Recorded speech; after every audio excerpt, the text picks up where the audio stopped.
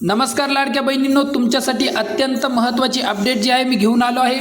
बघा, बऱ्याच लाडक्या बहिणींची जी आहे ई-केवायसी प्रक्रिया चुकलेली आहे।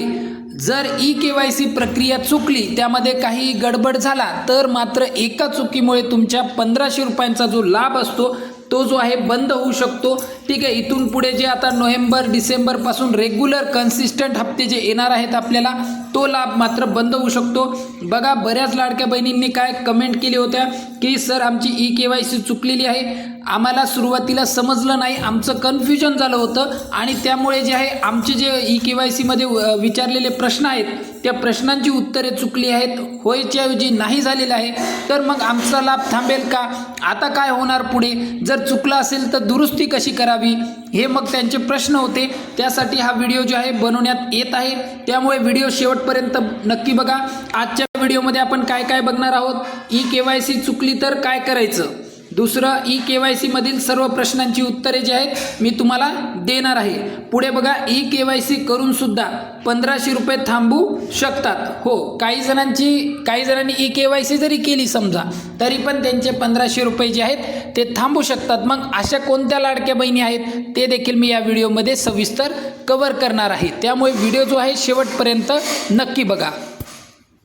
तर बघा, ज्यावेळेस आपण ई-केवायसी करत असताना या थर्ड स्टेजमध्ये येतो। या थर्ड स्टेजमध्ये काय झालेलं आहे, 2 प्रश्न विचारलेले आहेत आणि या 2 प्रश्नांमध्ये जे आहे बऱ्याच लाडक्या बहिणींची मिस्टेक होत आहे, त्यांचा हा प्रश्न चुकत आहे।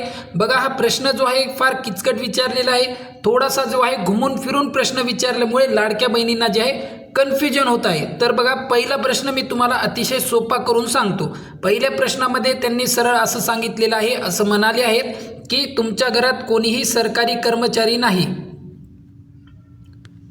आणि वेतन घेत नाही, तर तुम्ही काय करायचं, इथं होय पर्याय निवडायचा आहे। ठीक आहे, समजा आता तुमच्या घरात जर सरकारी कर्मचारी असेल कोणी पण आणि किंवा वेतन घेत असेल, दोन्हीपैकी एक वेतन घेत असेल, तर इथे तुम्हाला नाही हा पर्याय निवडायचा आहे। आता पुन्हा एक महत्त्वाचं तुम्हाला सूचना सांगतो। समजा आता काही जणांच्या घरी जे आहे सरकारी कर्मचारी आहेत, तरी देखील अशा लाडक्या बहिणींनी जे आहेत फॉर्म भरलेले आहेत, मग त्यांना असं वाटतं की इथे जर आपण होय पर्याय निवडला तर आपला अर्ज पात्र होतो आणि मग आपल्याला पैसे येतात। तसंही सरकारला कुठे कळणार आहे, पण तसं गल्लत करू नका, जे उत्तर खरं आहे तेच द्या। बघा, जर तुम्ही असं केलं तर काय होईल, सरकारने काय केलेलं आहे, आधार क्रमांक पहिले तुमचा घेतलेला आहे, त्याची ई-केवायसी केली आणि नंतर पती किंवा वडिलांचा आधार क्रमांक घेतलेला आहे। जसा तुमचा आधार क्रमांक वडिलांचा किंवा पतीचा तुम्ही देता, त्याच्यावरून तुमची सर्व डिटेल जी आहे त्यांना कळते। त्यामुळे जे आहे जे उत्तर खरं आहे ते द्या। तुमच्या घरात सरकारी कर्मचारी नाही, तुमच्या घरात कोणी वेतन घेत नाही, तर तुम्ही इथं होय पर्याय निवडा। दुसरं, आता बघा, दुसरा महत्त्वाचा प्रश्न आहे, ज्या कुटुंबातील केवळ एक विवाहित आणि एक अविवाहित महिला योजनेचा लाभ घेत आहे, जर घेत असेल तर काय म्हणायचं, हो म्हणायचं, आणि जर 2 पेक्षा जास्त जर तुमच्या घरामध्ये महिला लाभ घेत असतील तर नाही म्हणायचं। आता इथे एक काळजीपूर्वक लक्ष द्या। बघा, लाडकी बहीण योजनेचा नियम काय, एकाच घरात 2 पेक्षा जास्त लाडक्या बहिणी योजनेचा लाभ घेऊ शकत नाही। मग इथे सरळ प्रश्नामध्ये काय म्हणलंय की एक विवाहित आणि एक अविवाहित महिला योजनेचा लाभ घेत आहे का तुमच्या घरात, होय म्हणायचं इथं। ठीक आहे, ई-केवायसी करत असताना जे आहे लाडक्या बहिणींच्यानं चूक झालेली आहे काही, तर मग त्यांना असा प्रश्न आहे की सर आता चूक तर झाली, ठीक आहे, मग आता आमचा जो फॉर्म आहे तो अपात्र होणार का, मग आमचा लाभ जो आहे तो बंद होणार का? तर याचं उत्तर मी तुम्हाला सांगतो। हे बघा, ई-केवायसी करत असताना जर तुमच्याच्यानं चूक झाली असेल तर आता तिथे दुरुस्तीसाठी कुठलंही ऑप्शन नाही।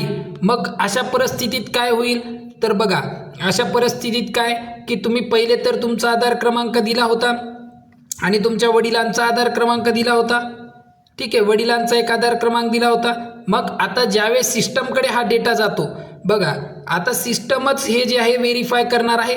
सिस्टम का म्हणतोय मी व्हेरीफाय करणार आहे, कारण की आता लाडक्या बहिणी किती येतात, जवळपास 2 कोटी लाडक्या बहिणी आहेत आणि मग आता मॅन्युअल प्रोसेस शक्य आहे का की प्रत्येकीचा फॉर्म चेक करायचा, तिने काय भरलाय काय नाही, हे शक्य आहे का? नाही, अजिबात नाही। मग सरकारने काय केलेलं आहे, सिस्टमकडे हे काम दिलेलं आहे। सिस्टम काय करतं, तुम्ही जे काही डेटा भराल ते सगळा डेटा मॅच करतं तुमच्या डॉक्युमेंटशी, बरोबर मॅच करतं, आणि जर सिस्टमला लक्षात आलं की डेटा मॅच होत नाहीये ठीक आहे, डेटा जर मॅच होत नाही आहे तर मग सिस्टम काय करतं, तुमचा अर्ज जे आहे रिजेक्ट करतं.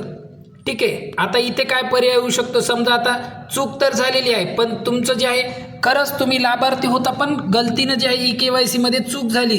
ठीक आहे, तर आता काय सरकार यावर चाचपणी करत आहे आणि लवकरच जे आहे इथे दुरुस्तीसाठी जे आहे ऑप्शन येणार आहे. पण सध्यापुरतं तुमचा जर फॉर्म चुकला तर सिस्टम काय करेल, सिस्टम तुमच्या फॉर्मच्या पुढे काय पेंडिंग असं दाखवेल, पेंडिंग अथवा रिजेक्ट हे 2 ऑप्शन तुमच्यासमोर दाखवू शकतं. मग असं आल्यानंतर काय आपल्याला जवळचे जे महिला व बालविकास अधिकारी आहे कार्यालय, महिला व बालविकास अधिकारी कार्यालयात जाऊन जे आहे तिथे आपल्याला परत अर्ज करण्याचं भविष्यात जे आहे ऑप्शन देखील सरकारच्या वतीने जे आहे देण्यात येणार आहे. ठीक आहे, कारण सरकार परत तशी तरतूद करणारच आहे, कारण सगळेच जण काय 100% फॉर्म बरोबर भरणार नाहीत. यापैकी जे आहे 20% तरी महिलांच्यानं चुकी होते. सुरुवातीला ज्यावेळेस EKYCची साईट सुरू झाली होती बऱ्याच लाडक्या बहिणींनी जे आहे फॉर्म चुकवलेले आहेत. त्यामुळं सरकारला हे जे ऑप्शन आहे ते आणावंच लागेल. 2 प्रकारे आणता येतं, एक ऑनलाईन जी EKYCची साईट आहे त्याच्यावरच तुम्ही फॉर्म अपडेट किंवा दुरुस्तीचं ऑप्शन येऊ शकतं, नाही तर मग काय महिला व बालविकास विभाग असतो तिथे जे आहे त्यांना जाऊन आपलं EKYC जे आहे पुन्हा एकदा कंप्लीट करता येईल किंवा जे चुकलं आहे तिथे दुरुस्ती करण्याची सोय जी आहे ते सरकारच्या वतीने करण्यात येईल. त्याच्यामुळे त्यांनी सध्या तरी काही काळजी करायचं काम नाहीये. तर बघा पुढचा महत्त्वाचा प्रश्न काय आहे की EKYC पूर्ण झाली तरी देखील काही लाडक्या बहिणींचा जे आहे लाभ थांबू शकतो, 1500 रुपयांचा हप्ता त्यांचा थांबू शकतो. अशा कोणत्या लाडक्या बहिणी आहेत ज्यांच्यासोबत असं होऊ शकतं किंवा EKYC होऊन सुद्धा त्यांचा जो फॉर्म आहे तो अपात्र होऊ शकतो. ठीक आहे, हे आपण बघणार आहोत. बघा आता ज्यांच्या डॉक्युमेंटमध्ये मिसमॅच असेल किंवा डुप्लिकेट डॉक्युमेंट असेल अशा बहिणी, म्हणजे बघा राशन कार्ड जे आहे आता बऱ्याच लाडक्या बहिणींनी जे आहे राशन कार्ड दिलेले आहेत, तर ज्यावेळेस त्या माहेरी होत्या तर त्यांचं जे नाव आहे माहेरच्या राशन कार्डवर पण आहे, म्हणजे वडिलांकडच्या राशन कार्डवर, आणि लग्न झाल्यानंतर त्यांच्या सासरकडील राशन कार्डवर देखील त्यांचं नाव आहे. मग इथे दोन्हीकडे पण ते आहे त्यांचं नाव येत आहे. मग डुप्लिकेट होऊन जे सिस्टम यांना काय करतं, अपात्र करतं, फॉर्म त्यांचा रिजेक्ट करतं. अशा वेळेस त्यांना काय करावं लागेल, एकाच राशन कार्डवर कुठल्याही त्यांना जे आहे नाव त्यांचं ठेवता येईल. बरोबर, म्हणजे EKYC करत असताना पतीचा आधार क्रमांक दिलेला असेल तर पतीचंच राशन कार्ड त्यांनी द्यायला हवं. आता दुसरं, बऱ्याच लाडक्या बहिणींना असा गैरसमज आहे की आमची EKYC पूर्ण झाली, आमचं 2.5 लाखपेक्षा जास्त उत्पन्न आहे आणि EKYC सक्सेस झाली, आता काय टेन्शन नाही. पण तसं नाही आहे. बघा सिस्टम जे आहे पूर्ण तुमचा डेटा चेक करतो. ज्यावेळेस तुम्ही तुमच्या वडील किंवा पतीचा आधार क्रमांक दिला त्यावेळेसच काय झालेलं आहे, सिस्टमकडे सगळा डेटा गेलेला आहे आणि मग सिस्टमला लगेच कळतं की तुमचं उत्पन्न किती आहे. अशा परिस्थितीत जर 2.5 लाख रुपयांपेक्षा जास्त उत्पन्न असेल तर मात्र इथे तुमचा फॉर्म जे आहे अपात्र होऊ शकतो.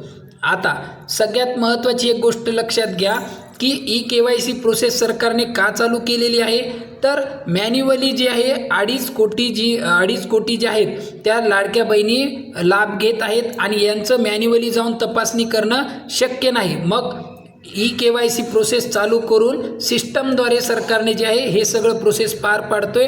इथे कुठलाही माणूस जे आहे मॅन्युअली बसून तुमचे अर्ज असे तपासत नाही, ते शक्यही नाही. ठीक आहे, त्याला मग अजून 7-8 महिने लागतील. म्हणून जे आहे सिस्टमद्वारे, मग सिस्टम चूक करत नाही. तुम्ही जर डेटा देत असताना थोडी देखील चूक केली तर मात्र सिस्टम तुम्हाला डायरेक्ट रिजेक्ट किंवा पेंडिंग जे आहे दाखवू शकतं. एक बाब तुम्ही लक्षात घ्यायची आहे. आणि आता आपण महत्त्वाचं बघणार आहोत की आता जो हप्ता आहे आपला, यावेळेसचा जो हप्ता आहे तो कधीपर्यंत येऊ शकतो.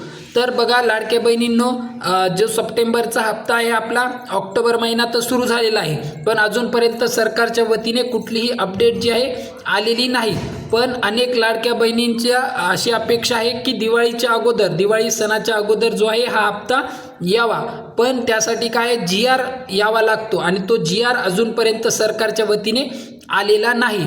जेव्हा पण GR येईल त्यानंतर 3-4 दिवसातच जे आहे पैसे वाटप सुरू होतं आणि मग आपल्या चॅनलवर जे आहे तुम्हाला या बाबतीत सर्व काही कळवलं जाईल. त्यामुळे जे आहे आपल्या चॅनलला सबस्क्राईब करून ठेवायचं आहे.